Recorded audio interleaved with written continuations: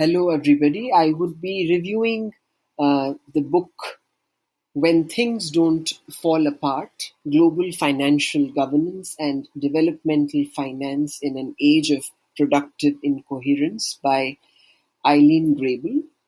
This book is published by MIT Press in 2017. Ilene J. Grabel is Distinguished University Professor of International Finance at the Joseph Goebbels School of International Studies, University of Denver. And this is a fascinating book. Is a culmination of a lot of papers that were written on this theme before the book came out. And has a very provocative message. Now, these are really interesting times to discuss the issues surrounding global financial architecture and its governance. On one hand, the Bretton Woods twins just celebrated their 75th birthday in 2019, and observers around the world are taking stock of their performance, or let's say lackluster performance, and drawing conclusions about the efficacy of their intervention in the last 75 years. And on the other hand, contemporary times are also seeing a backlash against the concept of globalization itself.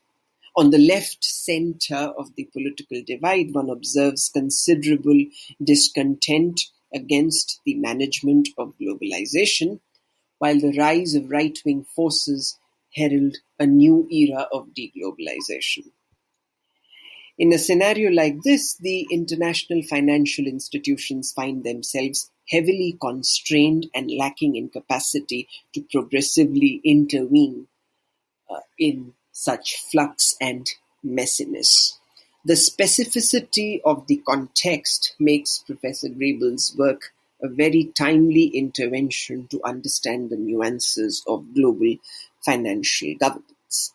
Before I talk about the major themes discussed in the book, the major message that comes out of the book, I would like to talk about how and why the book was named as it was, which is When Things Don't Fall Apart.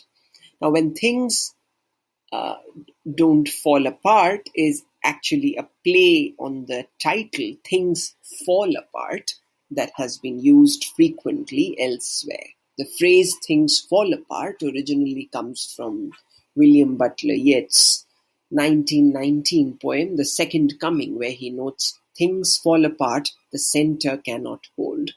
The context of the poem is the aftermath of World War I, when things were in disarray. Another prominent use of this phrase was in the title of Chinua Achebe's 1958 novel, Things Fall Apart, where Achebe talks about the upheavals caused by European colonization in Africa.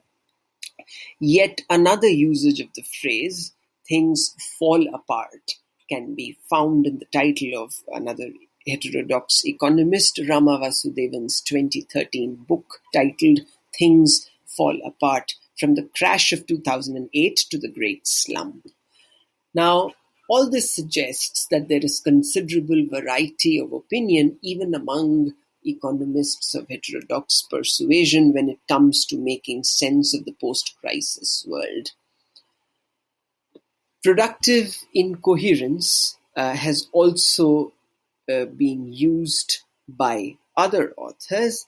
One example is that of feminist economic geographers J.K. Gibson Graham, who used the term immensely productive incoherence in their book, The End of Capitalism as We Knew It.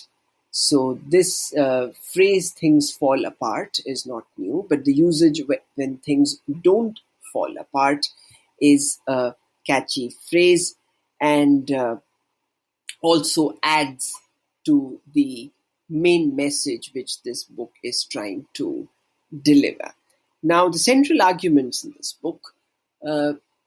book distinguishes between two theses, the continuity thesis versus the productive incoherence thesis. The main claim of the continuity thesis is that nothing major has changed in terms of global financial governance architecture, especially when it comes to the emerging market and developing economies. According to the continuity theorists, even if there might have been changes at the IMF that have been beneficial for developing countries, or changes that have increased the assertiveness of these countries, the experience has been far from impressive. In their arguments' support, the continuity theorists cite many reasons: emergence of a vast bilateral central bank swap network that has had limited political and economic implications, the institutionally light nature of regional crisis response frameworks, the prevalence of US-centered responses, and the hands-and-glove relationship of the US with the IMF, overrepresentation of key member states at the IMF while making decisions, consistency between recent and earlier conditionality programs at the IMF, modest gain on the capital controls issue, the continued power of the financial sector, and finally, the firm commitment of the economics profession to neoclassical orthodoxy. The major disappointment of the continuity thesis comes from the slow pace of reforms that have taken place in the global financial architecture. For any change to be classified as meaningful, the continuity theorists apply the benchmark of the intensity of the change. Hence, piecemeal and ad hoc changes are ruled out. It is this idea of the change that the author is trying to contest through what she calls the productive incoherence thesis. What the continuity theorists forget in their search for grandiose changes is that past epochal changes like the establishment of Bretton Woods and the neoliberal era were products of very special national and international economic, political, geostrategic, and ideational conditions.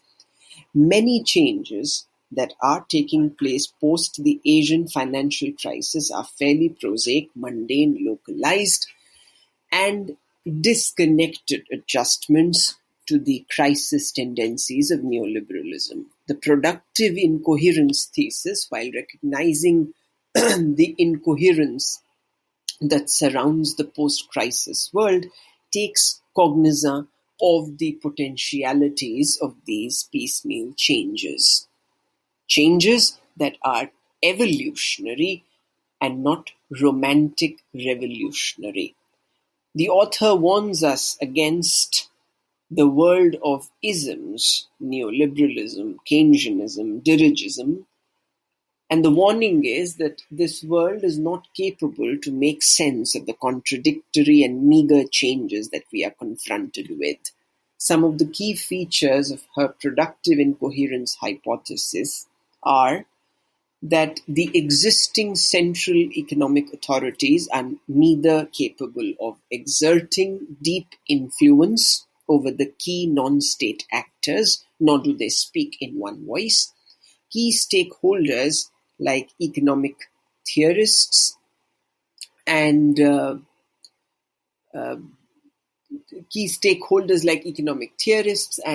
policy entrepreneurs have substantial disagreements among themselves, and there is some degree of aperture, some opening for the emerging market and developing economies for economic, institutional, and policy innovations and experimentation without being immediately constrained or scuttled by the ideologies and actions of other key actors or other key states. The author borrows the famous development economist Albert Hirschman's theoretical framework to discuss that some or all of these features are in evidence today. Her chief positive claim in this book is that the global crisis has induced disconnected and ad hoc discontinuities in global financial governance and developmental finance that are now having profound effects on emerging market and developing economies. Her chief normative claim is that the resulting incoherence is productive rather than debilitating. And I think this is the main message that the book is trying to bring about, and this is the most original contribution of the book. However, lest people consider that she's too sanguine about the productive aspects of incoherence, a word of caution is in order. The author notes several possibilities in the offing that could upset, let's say, the apple cart of productive incoherence. And some of those possibilities are adverse spillovers for peripheral countries coming from advanced economies, like the use of loose monetary policy in the US after the global crisis, the proliferation of beggar thy neighbor policies with the rise of aggrandizing nationalism throughout the world, and systemic risk in the event that national governments pursue risk-shifting strategies freely. The author, Professor Grabel, devotes one chapter in her book to discuss the Hirschmanian perspective, where she draws upon Albert Hirschman's work to talk about or to analyze the state of global financial governance. I feel this chapter is a tour de force in the realm of the history of economic thought and development economics. Now, why would somebody discuss Albert Hirschman in a book on global financial governance and developmental finance? What does Hirschman has to do with it? Well, Hirschman has to do with the positivity of the productive incoherence theme. So the name of the book is When Things Don't Fall Apart, rather than Things Falling Apart. Now, Albert Hirschman, to give you a bit of a background, was one of the greatest development economists and was a natural trespasser. Not for nothing was one of his best-known essay collections titled Essays in Trespassing, Economics to Politics and Beyond. Engagement with other social sciences and modes of analysis came to him naturally as second nature, and he was very keen on experimentation. Unlike the balanced growth theorists like Rosenstein-Roden, Hirschman was impatient with grand narratives. Recall the world of isms, which Grabel is talking about, and the pursuit of perfection in ambitious utopian projects. His opposition applied to such projects brought forward by all hues and shades of political power. The communists of the 1930s, the advocates of big push and balanced growth in the 1960s, as well as the neoliberals of the 1980s and 90s. The important question now is that how do the Hirschmanian ideas impinge on the author's conception of global financial governance? There are several ways in which this happens. In the Hirschmanian spirit, the author notes the failure of grand theoretical narratives in contemporary discussions of global financial governance and rejects uniform solutions, takes cognizance of the limits to knowledge. She says that knowledge is incomplete, tacit, partial, and dispersed at all times, and she is deeply suspicious of the coherence narrative, which claims that the notion of the social world is that it is a simple social system where everything fits and where the structure determines what can and cannot work. Like Hirschman, and drawing upon his work, the author is concerned and notes in her work issues of ethical duties and failures of the development expert, and wishes that the experts made use of what Hirschman referred to as the productivity of doubt. And most importantly, she has faith in the Hirschmanian idea of possibilism as opposed to the futalism of the continuity thesis.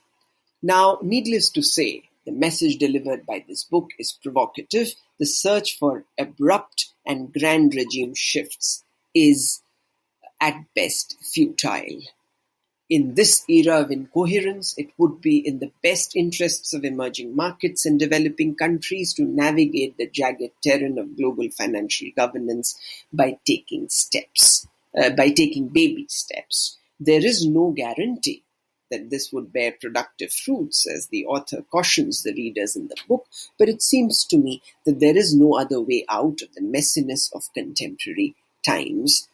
The good thing is that provocative messages like the one advanced in this book uh, give us a lesson in humility, that you need a lot of courage to advance such a hypothesis, and also that others believe in it. And you also then need a belief in your own initial priors in the face of stiff opposition, because ideas such as these, when they come out at the first time, do not receive warm welcome and reception. I encourage all of you to read this book. I have gained from being a reader and enjoyed this book thoroughly. Thank you.